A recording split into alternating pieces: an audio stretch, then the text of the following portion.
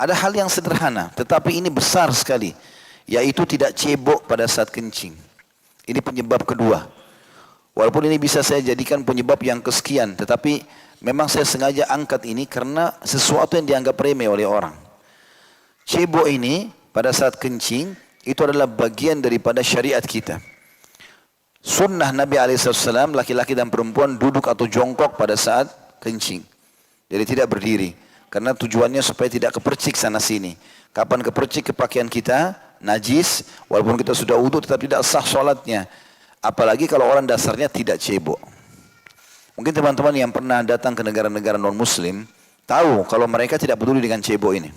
Saya berapa kali datangi negara-negara non-muslim, cukup banyak, bukan satu dua negara. Berulang-ulang kami datangi dengan undangan yang ada di sana dari kaum muslimin.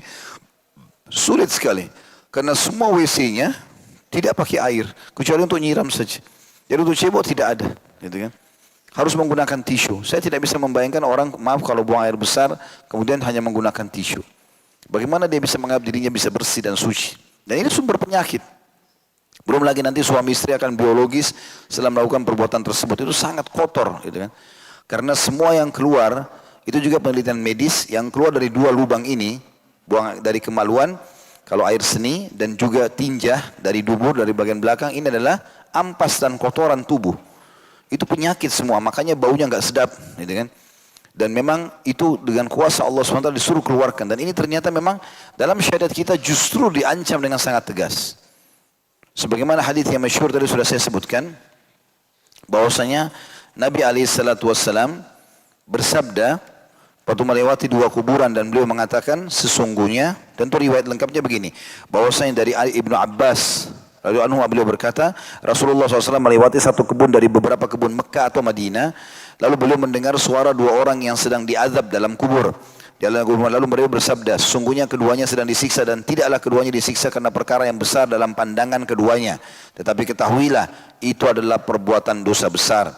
Yang pertama diazab lantaran tidak bersih dari buang air kecil. Kalau cebok saja tidak maksimal, sudah cukup datangkan azab kubur, bagaimana orang yang tidak cebok? Kata ulama, kalau kencing saja sudah begini ancamannya, bagaimana kalau buang air besar? Allah SWT datangkan yang lebih ringan, supaya kita faham yang lebih besar daripada itu akan lebih berat hukumannya. Dan yang lain karena namimah atau suka adu domba, nanti kita jelaskan itu. Kemudian beliau menyuruh mengambil pelepah kurma yang basah dan membelahnya menjadi dua bagian, kemudian menancapkannya di atas masing-masing kuburan tersebut. Para sahabat pun bertanya, wahai Rasulullah, mengapa anda melakukan itu?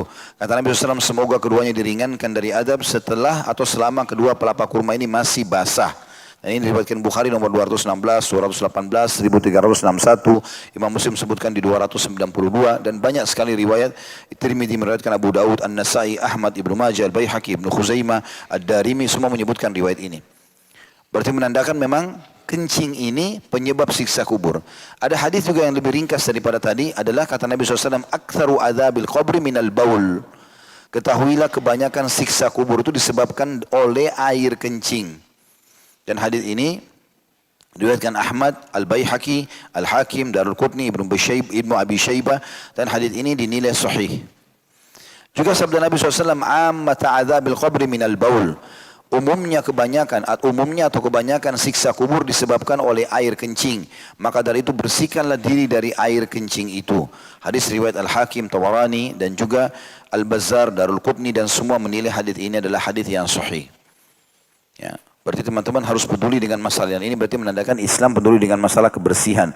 Sehingga kita tidak boleh menganggap remeh poin-poin seperti ini. Dan saya berharap teman-teman yang punya masjid, maka kalaupun harus ada tempat kencing bagi laki-laki yang berdiri, bisa dipasangkan seperti fiber ya. Saya lihat beberapa masjid bagus pakai fiber, sehingga kalau orang kencing berdiri pun tidak percik ke celananya. Ini satu program yang sangat bagus, menarik, gitu kan, daripada memang dibiarkan akhirnya terpercik sana sini. Juga sama dengan pencetan yang ada air, ya. Karena biasa kalau yang otomatis kita nanti pergi baru dia keluar airnya, maka kita tidak bisa cebok kita secara otomatis. Loh ya, ini kan masalah sepele, tapi sebenarnya harus diingatkan karena jangan cuma karena modern. Akhirnya banyak orang tidak bisa melakukan ceboknya dan ini najis, ini jadi dosa.